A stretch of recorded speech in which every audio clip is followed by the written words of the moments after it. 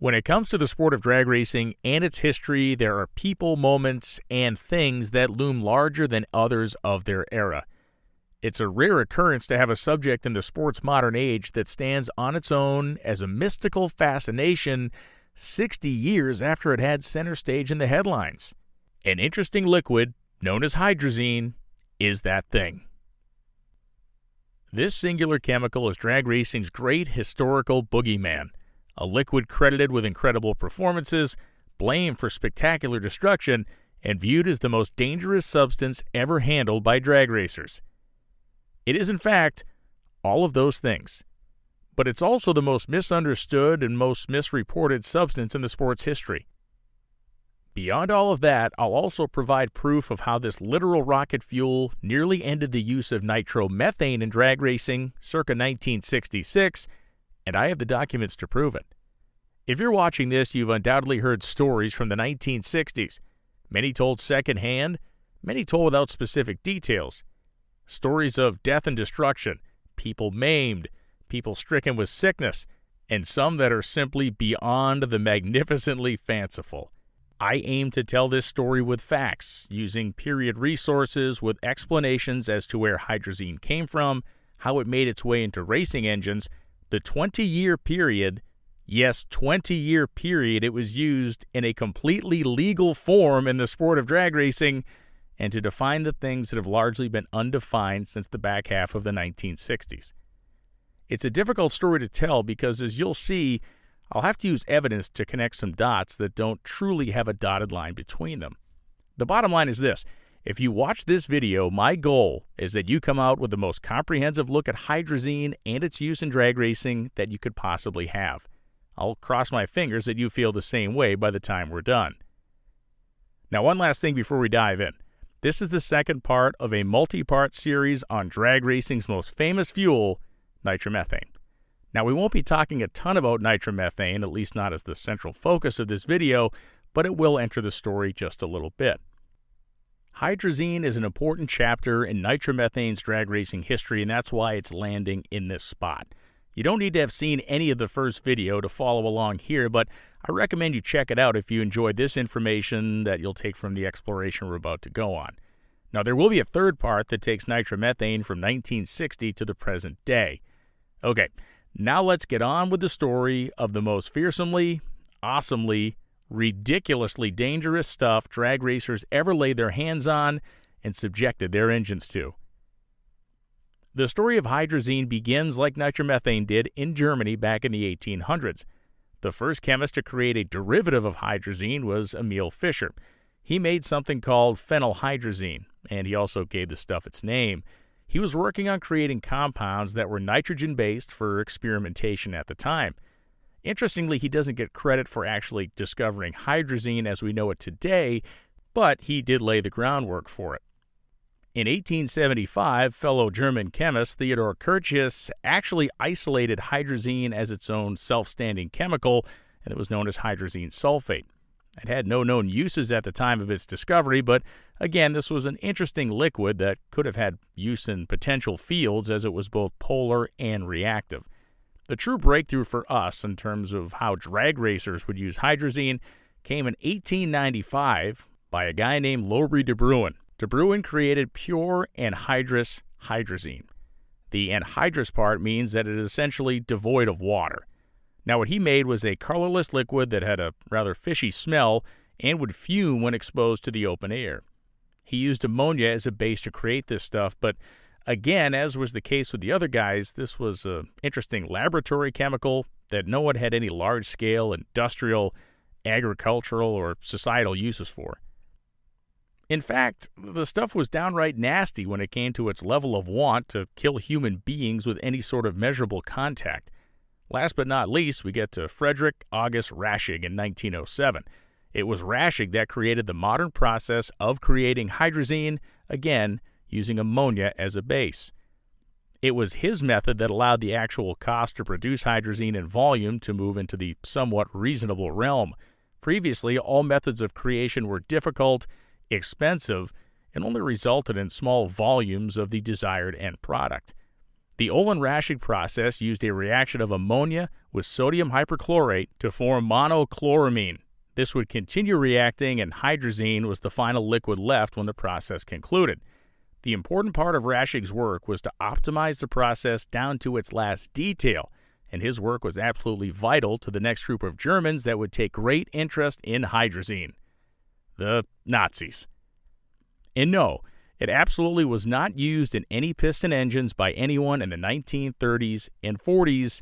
It was used as a rocket fuel, and not as a monopropellant, and unlike what was reported later and what you will often see, it was not used in the V-1 or V-2 rockets that the Germans launched relentlessly at places like London and Antwerp.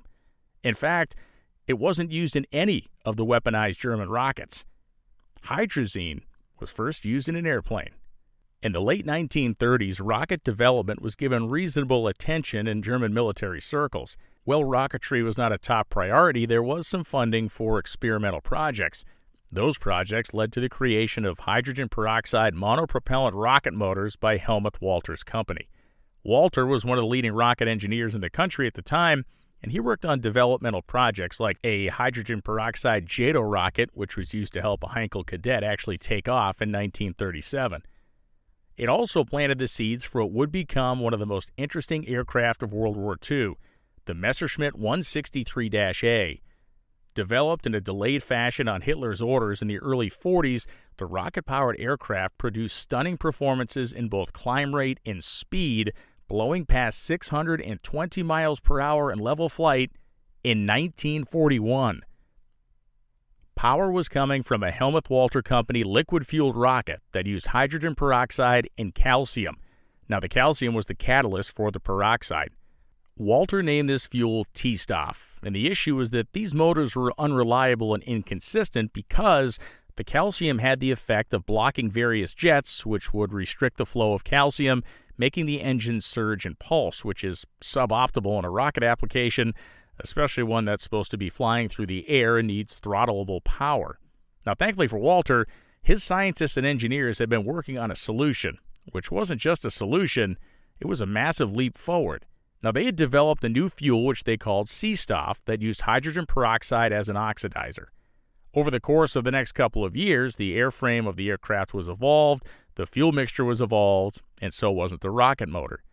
The Walter 109-509A motor was first used in 1942, and by 1944, the Walter 109-509C was the final iteration of the rocket used in the aircraft. Producing more than 4,000 pounds of thrust, it used the following combo of liquids to operate. The C-Stoff was 30% hydrazine hydrate, 57% methanol, and 13% water with a dash of copper. This was mixed with very pure hydrogen peroxide, which would ignite the hydrazine blend instantly, creating all that thrust. Now, the term used to explain the combustion of chemicals when they come into contact like this is hypergolic, which was also a term invented by German chemical scientists. What's interesting to understand is that these things don't explode when they come into contact, they burn. Explosions do not work well in rockets. Combustion is the key element here. Now, you World War II buffs likely know that a handful of these aircraft were built and flown in actual combat missions with limited success, as it was all just far too little too late. This was in terms of the Germans' ability to develop and manufacture such a complex aircraft by 1944. That and the fact that despite their incredible speed and performance, they had enough fuel for about 10 minutes of powered flight. They had a nasty habit of exploding when landing and killing people when being refueled, and as you may have heard about, killing pilots in gruesome ways when the horrid cocktail of chemicals that fueled the rocket leaked anywhere near the cockpit. It's too gross for me to talk about. You can look it up if you want. It was a weird science experiment that broke ground and makes for a wide-eyed mechanical aviation study, but in the end, it was a fruitless venture. But thankfully, the Germans took good notes and kept good records. Why? Because America hadn't figured out hydrazine yet, and there wasn't but a minuscule laboratory volume of pure hydrogen peroxide to be found in the entire country. American rocket propellant development was largely built around red-fuming nitric acid, which they knew hydrazine had some possibilities with, but they also knew that red-fuming nitric acid loved to eat virtually any metal it touched, and it was very difficult to work with. They tried red fuming nitric acid and gasoline as a fuel, and finally, a guy named Robert Truax, a midshipman at the U.S. Naval Academy and a rocket engineer, who would go on to be the guy who would later build the rocket engine and Evel Knievel sky cycle used in the failed Snake River Canyon jump.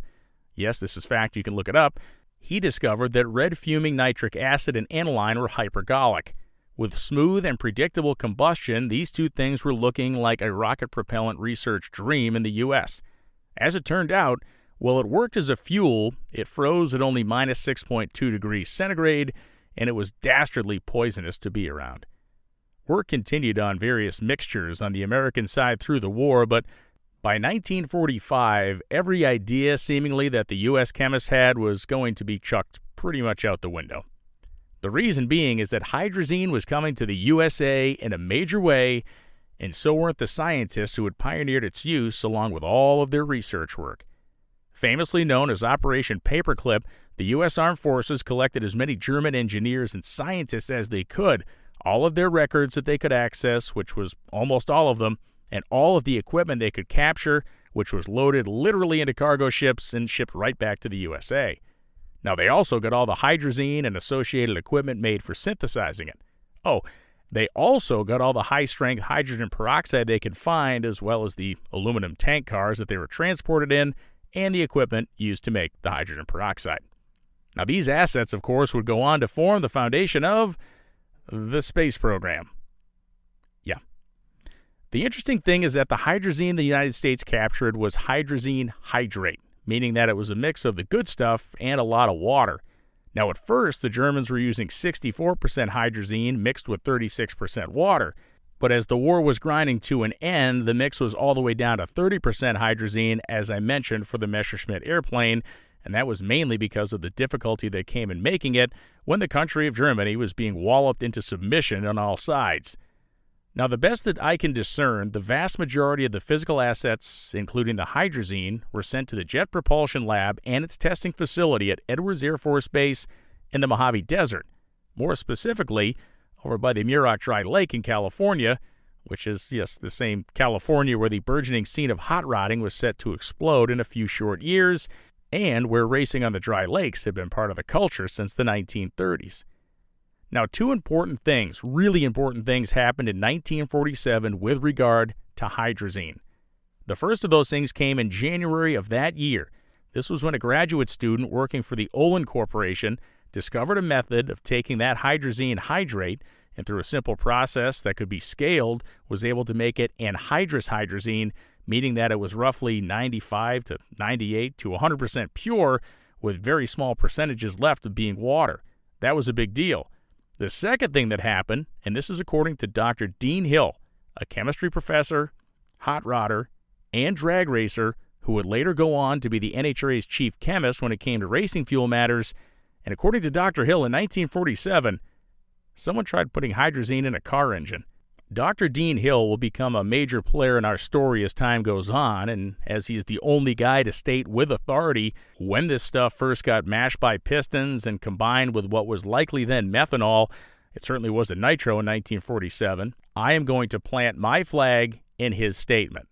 The only guy that has said anything definitive about the start of hydrazine in cars is Dr. Hill, and so we're going with it to say, and after a lot of research, and I mean a lot of research, we're going on the fact that it was first used in a car engine on the dry lakes in 1947.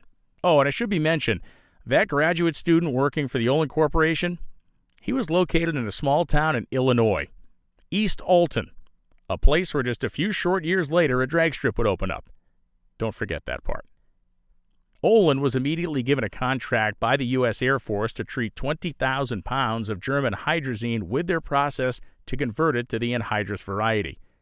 By 1948, a pilot plant was established in Niagara Falls, New York, to support the work of East Alton, Illinois. And by 1953, a joint venture by the Olin Corporation and the Matheson Corporation, known as Mathelin, resulted in the first high-volume hydrazine plant in the United States, which opened up in Lake Charles, Louisiana. Now, it used the same process that Frederick August Raschig developed in 1907, just at a large scale. This plant made 64% hydrazine hydrate that was then sold to various places, some converted to anhydrous, and other volumes used in industrial processes. From the time that it was known that the U.S. had, let's say, acquired the rights to unlock the secrets and power of hydrazine, it was often in the news starting in 1945. The stories in newspapers varied in their depth and excitement over the stuff. The Soviets, of course, were furious at how much the United States had been able to swallow up in terms of the engineering and technical prowess of the defeated Germany, but as history has shown, they had their own crop of engineers and scientists that they also spirited away with the resultant triumphs in their own history. The process of creating anhydrous hydrazine was nary a year old before chemists, professors, and others began to tout the many uses for this newly hyped juice. Note the headline of this story.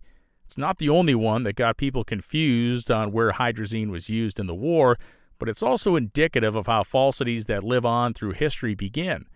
V-2 rockets were powered by ethanol, made from potatoes, mind you, so yes, it was basically vodka, water, and liquid oxygen. Only the Me-163 rocket plane had the hydrazine mix in it. Through 1948, various wings of the military all drew in on developing applications for hydrazine for myriad uses. Among them, the concept for developing a high-altitude engine that could be fueled by it in airplanes. And of course, our old pal Luigi Crocco from Italy back in our nitromethane video had that concept in the 30s. As the creative and collective minds of engineers and chemists looked at the product, they came up with a gripload of ideas, both military and civilian. Now, much of the work on hydrazine was being done kind of secretly, but a lot was also being touted in the press. That was especially true of what was being done in aviation. One has to wonder if the stories were being planted or even publicized to annoy the Russian government that simply didn't have the technology at their fingertips like the USA did.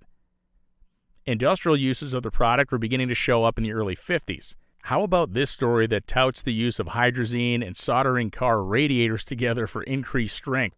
Hydrazine fluxes were making for corrosion and impurity-free joints, but who knows what it was doing to the people making them? Hydrazine was being used in dry cleaning as an agent for keeping permanent creases in pants, and was being used in agricultural experiments to stunt plant growth, and as a leavening agent in making foam rubber. Of course, all these uses were being handled by derivatives of the pure stuff, but hydrazine was at the base of all of it.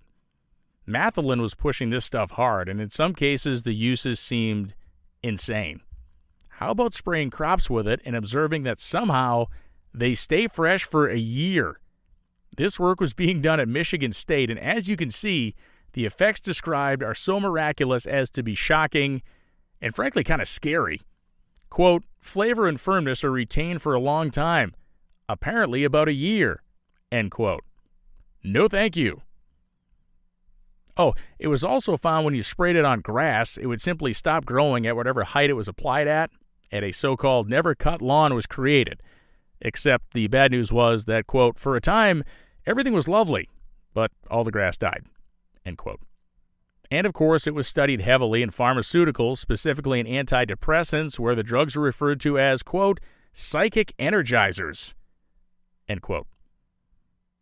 And as all this was happening, the hot rodders were getting more bold.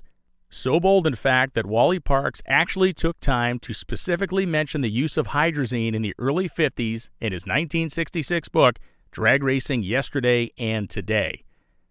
He talks about the various fuel enhancers in the early 50s, from benzene to hydrazine to hydrogen peroxide, but all of them at the time gave way to nitromethane. And there was reason for this, especially when it came to the hot rodders' flirtation with hydrazine. And that reason was simple. Money? No. Destruction. The proximity of the jet propulsion lab and the exploding world of hot rodding make the crossover from liquid lab rat to racing fuel enhancer an easy path to draw. Certainly, at this point in history, guys in those labs were either hot rodders themselves, were friends with some in car clubs, or they were in car clubs themselves. If 1947 was the first time that Dr. Hill claims to remember it being used, by 1953, hydrazine use was in full swing with varying results. Confirmed guys using this stuff at this time include Jack Hart, who was then with the NHRA by the 1960s, Dr. Hill himself, who was a hot rodder, racer, and enthusiast, Jack Christman, one of the all-time great hot rodding legends, and Holly Hedrick, who would go on to be one of the great early stars of drag racing and an aftermarket bigwheel in the media and other ventures. Now, Dr. Dean Hill didn't recall specific performance try-ups in the early 50s on hydrazine, but he did recall all the stuff people wrecked while messing with it. And remember, this guy was a chemist.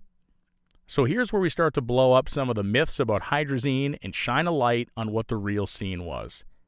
Myth number 1. You had to be some sort of a sneaky connections guy to get your hands on hydrazine. It was snuck out of labs and smuggled by scientists. The fact? Not by 1953.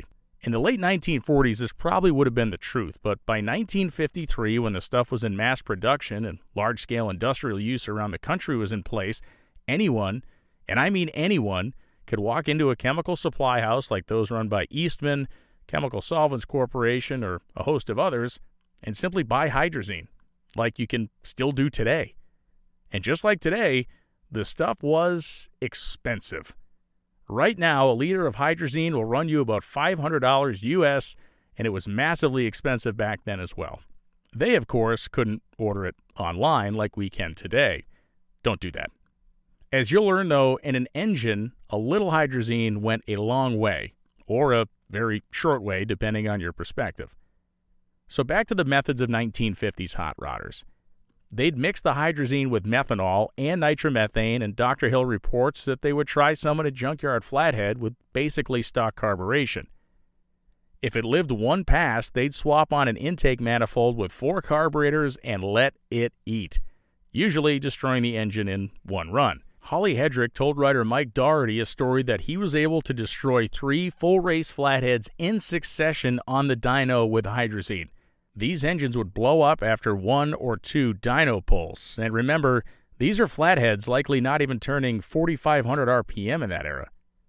Here is his published claim of making 380 horsepower before either blowing the rods out the side of the block or the crank out the bottom of it. That was an increase of 90 horsepower over a 100% load of nitromethane, so he claimed. Myth number 2. Hydrazine would leave an explosive residue in carburetors after being run, and when someone then tried to work on the carburetors, they would explode with any sort of shock or impact. This is completely false. This myth comes from this very story, but not how Doherty wrote it, but in how the telephone game of time and repeating stuff gets all out of whack.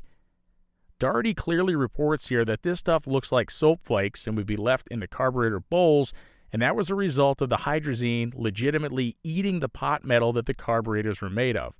It was melting the things. These flakes would then clog the jets and ruin them, and there's no mention of carbs blowing up or harming anybody. As gets widely talked about today, and as we'll learn in the 1960s, there was explosive residual effects of this mixture, but not because of the flakes described here. Those flakes were just residue left from melting and dissolving pot metal. Now, because of these issues and the wanton destruction wrought by hydrazine and nitromethane, it legitimately disappeared from use in racing engines for a few years in the middle 50s. But like all boogeymen, it was still hiding in the corner. Now it's time to enter what we call, jokingly or not, the golden age of hydrazine and drag racing, and it begins in the 1957-58 timeframe, which brings guys like Jack Christman and specifically Chris Karamessinas into the picture. Mike Doherty reports in this 1967 piece with direct quotes from the Greek that he began using hydrazine around 1957 after talking with a chemist. Remember, hydrazine experimentation and development work was being done in East Alton, Illinois, the very place where Karamessinas would record one of the most shocking runs in drag racing history by making a 204 mile per hour blast that may or may not have been the first such shot over 200 miles per hour in drag racing history. In modern times, Karamessinas has said that they were not using this material, but in this 1967 story, he clearly says they were, and the resultant breakage from using it had he and crew chief Don Maynard give up on it after the 1960 season. Now here we can see Jack Christman in 1960 in a newspaper story talking about hydrazine. As we now know, Christman had been fiddling with this liquid since the early 50s, so he was surely not telling tall tales. He says that they'd use hydrazine if they needed extra power to beat somebody, and that they'd use it in very small quantities. He describes it as being, quote, hot and, quote, expensive. And these may be among the greatest understatements in the sport's history. And at this point, Jack Christman was running a twin-engine car. Now, the most interesting quotes about, quote, rocket fuel from the 1960 timeframe come from none other than Don Garlits. He, like many other racers, were chasing the 200-mile-per-hour barrier. And while Don Garlits never comes out and says he's using hydrazine and has never acknowledged using hydrazine in any of his cars, he does talk extensively in these 1960 news clippings about a, quote, new rocket fuel in his dragster to make more power than he has ever made before. In this 1960 time frame, Art Malone was driving Garlits' dragster. Now, he had suffered a horrendous fire in 1959 in Chester, South Carolina, which is what got Malone in the seat. Now, there is talk in these stories about having special firefighting equipment at the events he was trying to get the car to go 200 miles per hour at, also mentioning added safety, having a large circumference of safety area at all times around the car, and so on and so forth. Hydrazine is not mentioned in any of these stories, but the inference of a highly explosive mixture, the reference to rocket fuel, and other circumstantial language sure makes a guy wonder. Also, his friendship with Karamessinas surely clued him into what the Greek was doing at this time, right? How could it not? And to sweeten this whole thing up, I'm going to throw a guy at you that you've never heard of who may actually have the best case of anybody in claiming to be the first to 200, and he was actually credited for it before it was erased from history. His name was Kent Chatinier. He was from Texas. And I heard you just say, who? Chris Karamessinas ran 204.4 miles an hour as the clocks recorded at Alton, Illinois in April of 1960. People doubted the time because in subsequent runs he never got that close to the 2-century mark again. A month later, on May 23, 1960, again at Alton, Illinois, Art Malone, driving Don Garlits' dragster, ran 200 miles per hour on the nose and then ran 195.63, which seemingly backed up the 200-mile-per-hour run. Right? Well, according to this newspaper story, it was the 195-mile-per-hour run that was counted as the record, but that run may have been from this day, or it could have been a truly specious run Malone had made over rubber hose timers earlier that spring in Dunkirk, New York. Garlits thought so little of the Alton 200-mile-per-hour run, he doesn't even include it in his own book, King of the Dragsters. But what about Kent Chatinier? On June 16, 1960, at Freeway Drag Strip in Texas, Kent Chatinier, well known in his home state and long one of the most feared racers in Texas, belted out a run of 196.92 miles per hour. The next run in his machine, known as the Blown Maniac, which ran a supercharged Pontiac, went 197.36. He then declared to the assembled crowd he would run 200 miles per hour that day. On this, his third and final run, he went 201.78 miles per hour.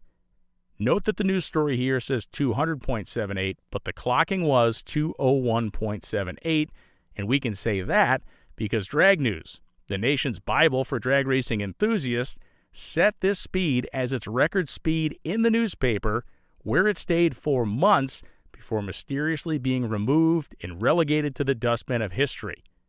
To this day, there has never been a clear explanation as to why this was done. Perhaps pressure from bigger names prevailed? Was Chatinier on hydrazine and nitro or just straight fuel? This story from 1 week later seems to indicate that he was, in fact, running hydrazine mix in his dragster. The story talks about how he was chilling his fuel, which is something nitro racers would do to extremes decades later, but also it indicates he's running a mix of methanol, nitromethane, and glycerin. There are other records which we'll explore, specifically those of the Ramchargers team, that indicate they kept their hydrazine refrigerated to enhance its stability. Not that it is unstable, really, but these indicators tell me that Kent Chatinier was running hydrazine, and rightfully may have been the first drag racer to actually run 200 miles per hour, and you had likely never heard his name before. In July, he attempted to back up his 200-mile-per-hour performance, but broke his car in the process. Garlits and Karamessinas would keep in the headlines all of 1960, roaring around the country, resetting track records and performance marks from coast to coast, but neither car would run 200 miles per hour anywhere else that year or the next, despite their best efforts. Newspaper stories can be found in great frequency through the early 1960s talking about dragsters using hydrazine. This story on the Power King 2 dragster states that Tom Frufer and Jim Bellin used a nitro and hydrazine mix compounded by the Lockheed Missile Laboratory. The Hemi-powered car ran the nitro and hydrazine mixture to performances over 180 miles an hour. Hydrazine was definitely a big part of the toolbox of high-profile drag racers that could afford it, and while stories of its use were not making front-page news with regularity from 61 to 63, it was certainly out there. In fact, the Ram Chargers team, who we'll get into exploring in a moment, was rumored to be on this stuff in 1964 when they were rampaging around the country laying waste to the competition. As this interview from the 1964 November issue of Riding and Restyling magazine indicates, drag racing fans in the competition had developed a paranoia for this stuff already. Not for the right reasons either, for the ego-driven ones. And no, they were not using it in 1964. But oh boy, would they. In 1964, though, the story wasn't the Ram Chargers. It was a little car from Michigan that would shock the drag racing world, and its brainy crew would use engineering prowess, some liquid horsepower, and a whole lot of brain power to capture the front page of the drag racing world. The car was the Logie Marsh Steffi Dragster. Fielded by the famed brothers Gene and Ron Logie of Logie Stamping Company fame, driven by Jim Marsh, who worked at the company, and crew chief by Roy Steffi, who also worked there, it was a 900-pound sea-fuel dragster that used an injected, not blown, 389 cubic inch small block Chevy on nitromethane, and as Mike Daugherty says in his January 1967 story, served as the apprenticeship for Roy Steffi to experiment with hydrazine. This car was a sensation in 1964 because it was not only able to run with, but it was actually able to defeat real-deal blown top-fuel dragsters in heads-up competition. This was the first car to ever run in the sevens in drag racing naturally aspirated, and it took the Logie brothers, who already had a respectful reputation for building Connie Coletta's killer top gas car, and made them chassis-building rock stars in the sport. The car was running low eights in Michigan in 1963, and the West Coasters, as they tended to do, thought this was some sort of a fluke. So the guys headed west in early 1964 to compete at the March Meet and other booked-in races. The best in the West were running in the 8:15 time bracket, and these guys were purported to be as good or even better than that. They actually had taken on Art Malone in late 63 in Michigan and barely lost a match race that got everybody's attention. When they posted those numbers of 8:13 and 8:14 in late 63, they knew that they were going to have to prove themselves out west.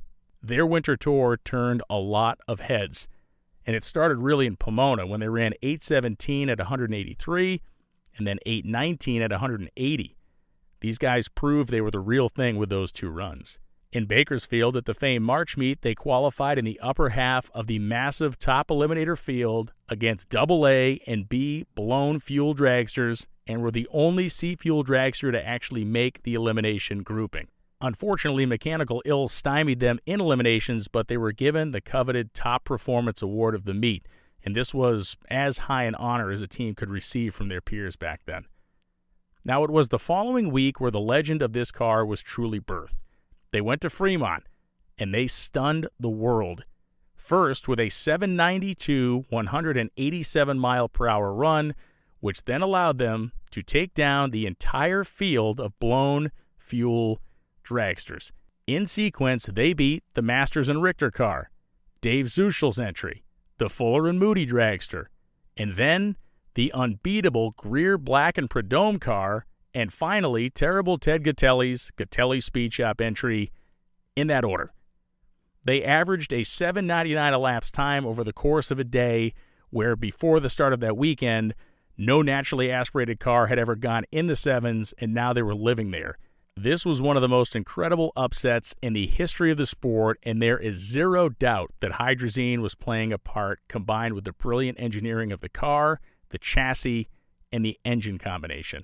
I plan on doing a complete video on the car itself, which was known as the Giant Killer, and do that soon. Now, the listed fuel mixture in some places is 90% nitro, some 98% nitro, But what both of those things tell us is that there's room in the mix for at least 2% hydrazine, which would be the number that a gutsy guy like Roy Steffi would play with in this time frame. Roy Steffi, as you'll soon learn, was just getting started with the liquid now known in drag racing simply as the H. 1965 and 66 will bring us to the crescendo of hydrazine's profile and usage in drag racing, and it will also bring us to the moment where this wild liquid nearly caused the end of nitromethane in the sport as well. And as we get to this short and seminal time frame, if you've made it this far, I'm sure you're wondering what this stuff actually is, what it was actually doing, and why it was such a big issue to be used in this manner and form by hot rodders and racers. Now this, as they say, is the good stuff. First off, what is hydrazine exactly? For starters, it is the most dangerous substance that drag racers have ever handled, and that's saying something. No, it's not something that's just going to explode sitting still, as it is a stable chemical, but this stuff is toxic beyond toxic. In the modern realm, even dating back to the exact era that we're talking about in the middle 60s, professional handling of hydrazine required fully sealed rubber suits with a sealed oxygen supply. Everything about hydrazine wants to harm a human being. The fumes can cause respiratory damage. Repeated exposure means the damage could be beyond repair.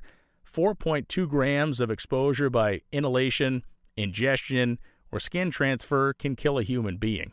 If it's in its gaseous form beyond 15 parts per million, it is considered, quote, imminently dangerous to life or health, end quote. Exposure has been linked to many forms of cancer, and the stuff can legitimately alter the DNA of a person who has received any sort of large dose of it by any means if it doesn't kill them first. Hydrazine is clear and has a fishy smell. When exposed to the atmosphere, it will fume. It is insensitive to shock. It needs to be stored in either glass or stainless steel, or else it will eat any other container.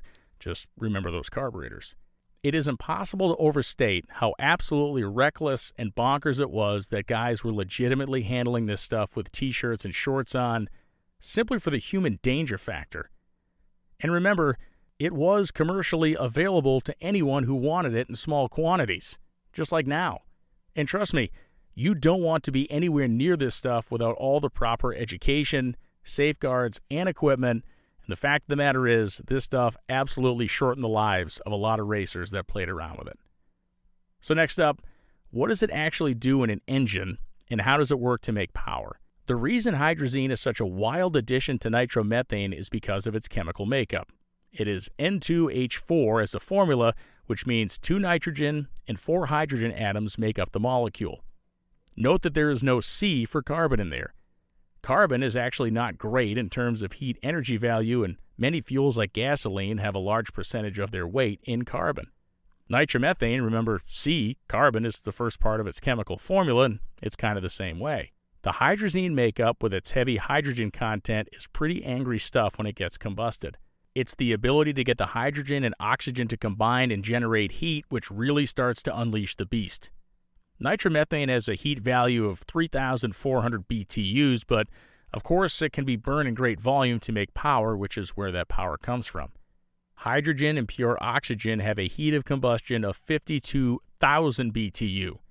So if we take our massive volume of nitro, add even a small amount of hydrazine, which will immediately go seeking all the oxygen it can find in the already oxygen-rich nitro, unlock it, and ignite with an insane fury, we can take the nitro and, quote, excite it. The hydrazine scavenging the oxygen and then allowing its hydrogen to do work along with it is what could take a normal tank of nitro and turn it into the devil's cocktail with an estimated power increase from some 15 to 50%, depending on how much was used and how good the tune-up was. Now, like every Boogeyman, there is a scary side to this. Adding roughly 1 to 3% hydrazine would change many of the characteristics of the engine. And we must remember that back in this era, cars had fuel tanks that were about 3 to 5 gallons max, and 5 may be generous, as the machines were using 2 to 3 gallons of fuel per run. Many tanks were likely closer to 3 gallons. Now this means that a total volume of just a few ounces would be about the size of a glass of wine, and that would be enough to start this entire frightening sequence. Fuel delivery volume for the engine would need to be increased pretty substantially over a standard nitro tune-up, and ignition timing required shocking amounts of change. Dragsters on fuel at this time in history ran about 60 degrees of lead, or 60 degrees before top dead center.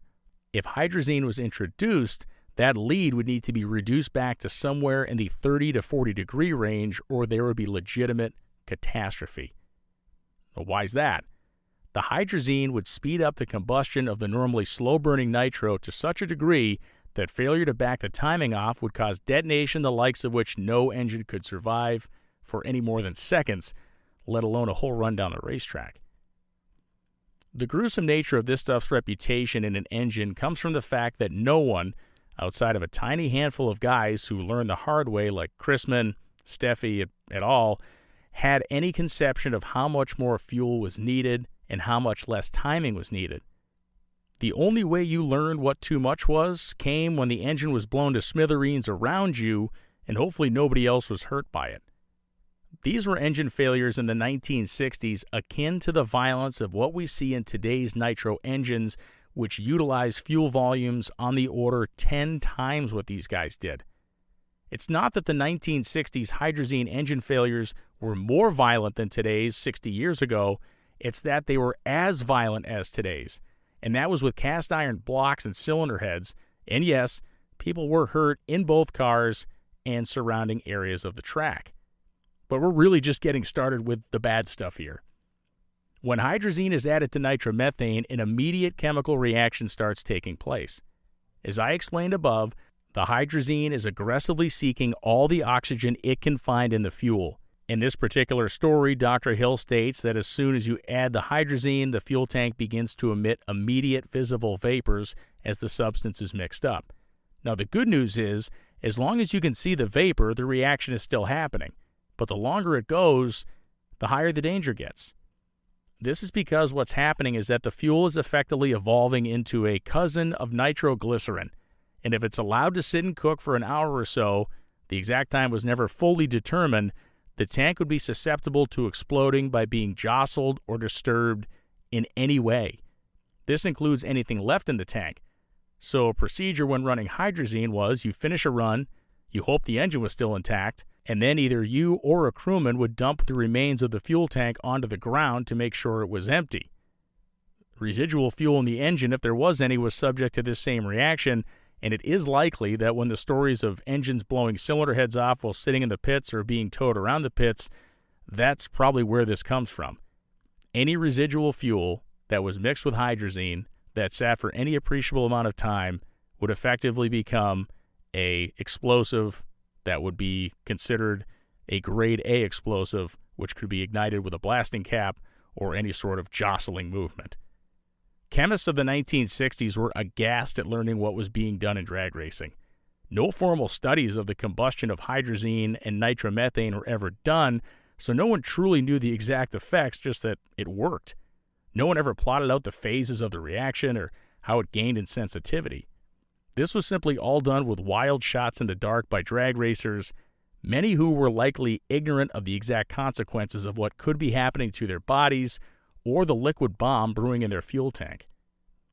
Now, perhaps to the credit of the drag racing media at this time, few of the stories were exalting hydrazine. Most of the stuff was about how dangerous the stuff was, issuing words of caution and education from chemists, and other people simply saying not to do it. Dr. Hill actually wrote an entire National Dragster column about hydrazine and its dangers for the NHRA. Adding to all this fun, the stuff was incredibly expensive, like 20 times the cost of nitro per gallon. Granted, you were only using small amounts of it, but it was adding a significant expense every weekend along with the potential to tank your entire racing operation in the process. Drag racers had never been wise financially for the most part, but this was even bad math 60 years ago. 1965 and 66 would represent peak hydrazine time in drag racing. The rise in popularity of the early funny cars, the continued chase for performance in top fuel dragsters, and the ever-growing financial value in match racing and being a high performer among your peers to get booked at those match races made people, especially those who needed the help, turn to the Big H. There were drag racing versions of a limerick at this time that went somewhere like, quote, "If the ground is pounding and the flames are green, that car must be running hydrazine," end quote. Now, I'll readily admit to having never been around a car that was running hydrazine that I know of, but there are videos, like this one made by NASA in 1966, that show hydrazine being combusted, and while the ignition source is red fuming nitric acid, there's no sign of green flames. Now, would it show signs of green flames if it was combined with nitromethane? I can't see any reason why it actually would. Now, we often see green-tinged flames in modern top fuel drag racing, especially when a car is starting to nip at the copper head gaskets in the engine with very high combustion temperatures. Also, as a kid, I remember my dad having us throw pennies into the fireplace when the logs were burning to see the green tint of the fire, and of course, pennies, although now I guess they're copper-coated, are some derivative of copper. I have no visual evidence to confirm or deny that nitro and hydrazine burning is green, but this one kind of seems like a stretch, no matter how many times it's been repeated over the decades and telling hydrazine tall tales, and this take may lead to some controversy, but I'm willing to take it because unless you can prove otherwise, I think it's just a car burning head gaskets with a wild fuel mixture in it.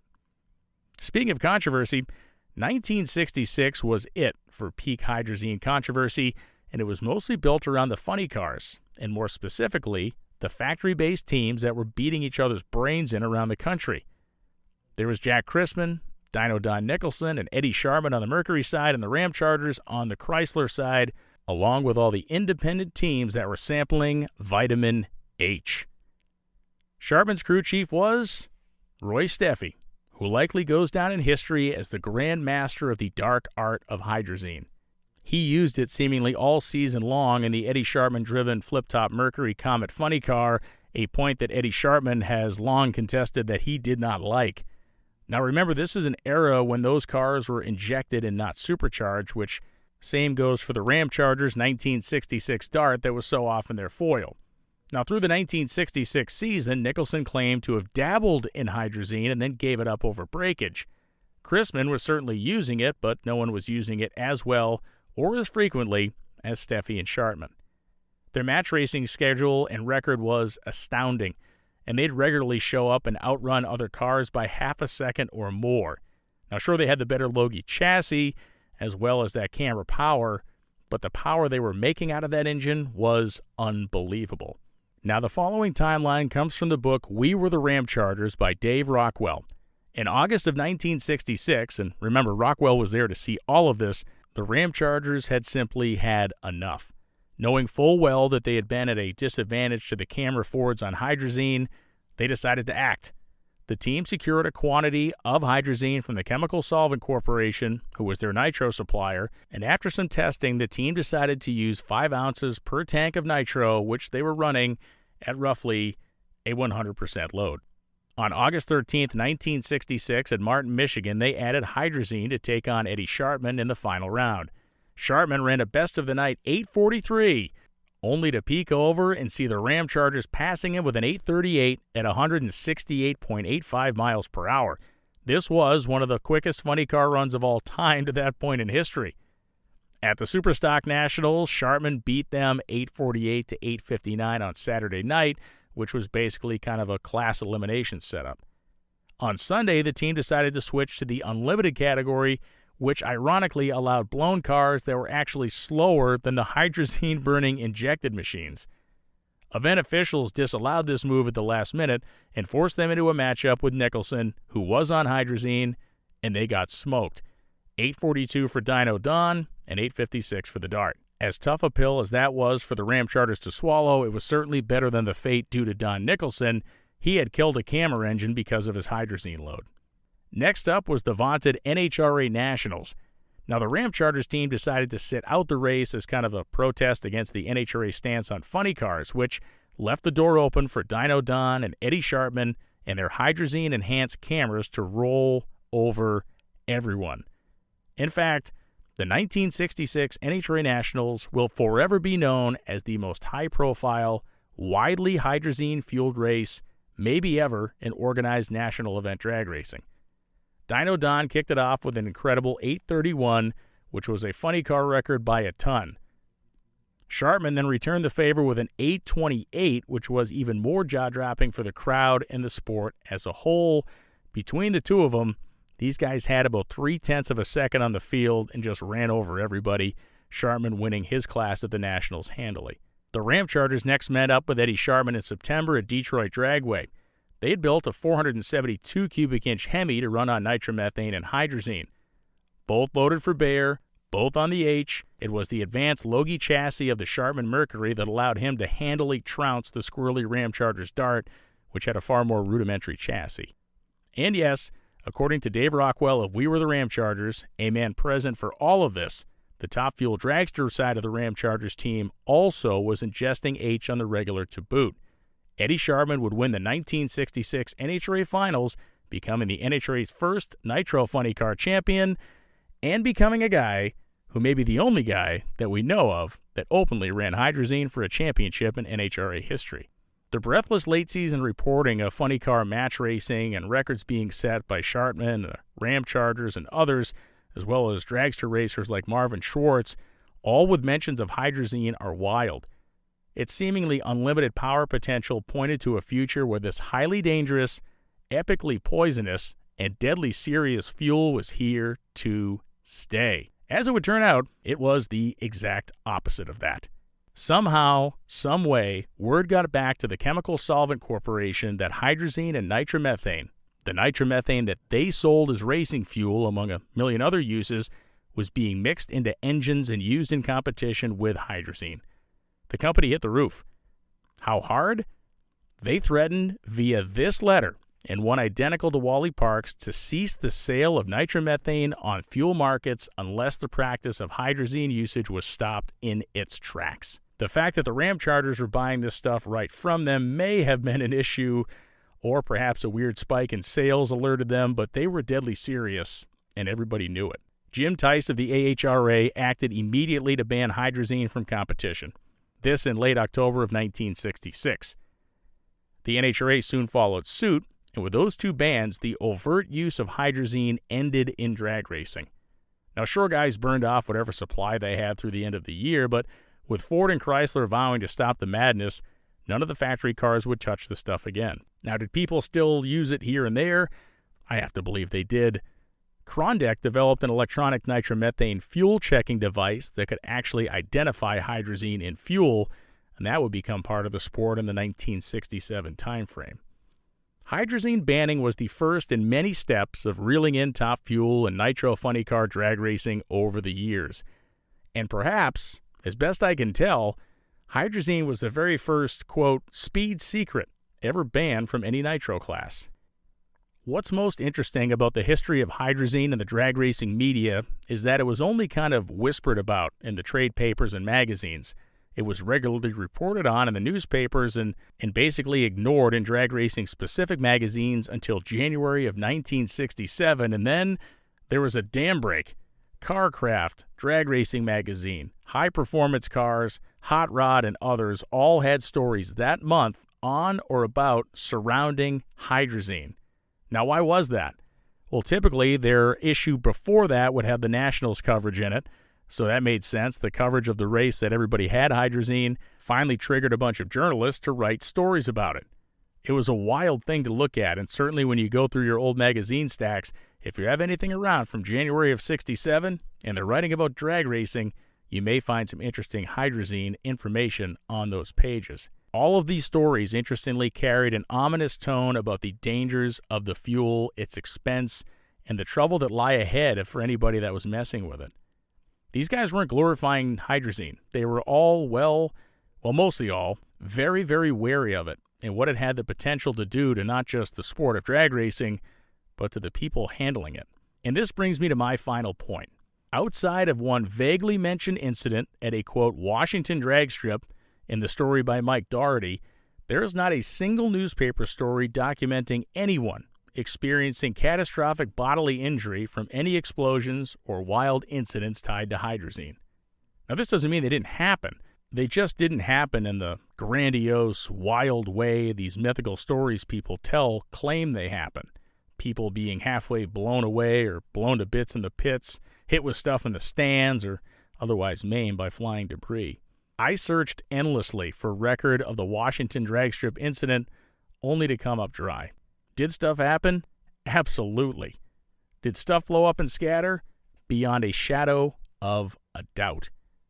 Did hydrazine scare one chemical company that made nitro in the United States enough to nearly cancel its availability to racers? Facts. But we have to look at the other facts too. Drag racing's Boogeyman needs to be looked at in the era in which it lived. Like all boogeymen, it's grown in our minds to be 50 feet tall with jagged teeth capable of destroying city blocks with its mere mishandling. And this is patently ridiculous. The exploding engines of the hydrazine era were so shocking because they did so with a violence no one had seen at that time. Sure, throwing the crank or rods out of a block or out the side was bad, but when guys started launching superchargers off their engines, that was a shocking turn of events in the 1960s.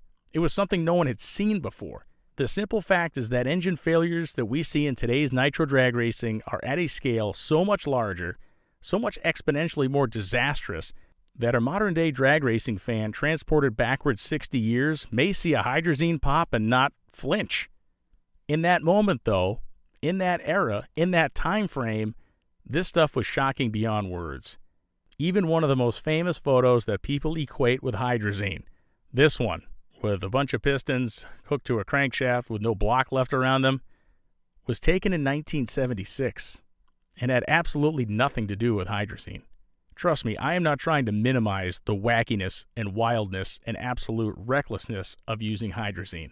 The truly scary part of the story for me is the idea that guys were mixing a legitimate, explosive chemical cocktail into the gas tanks of their cars and really had no idea what the potential bad result was if things were left unchecked and went untamed. And lastly, the idea that this is the most poisonous chemical that anybody has handled in the sport of drag racing, one that we have talked about will kill you in any number of bad ways, was made simply part of the game in the 1960s. That is crazy.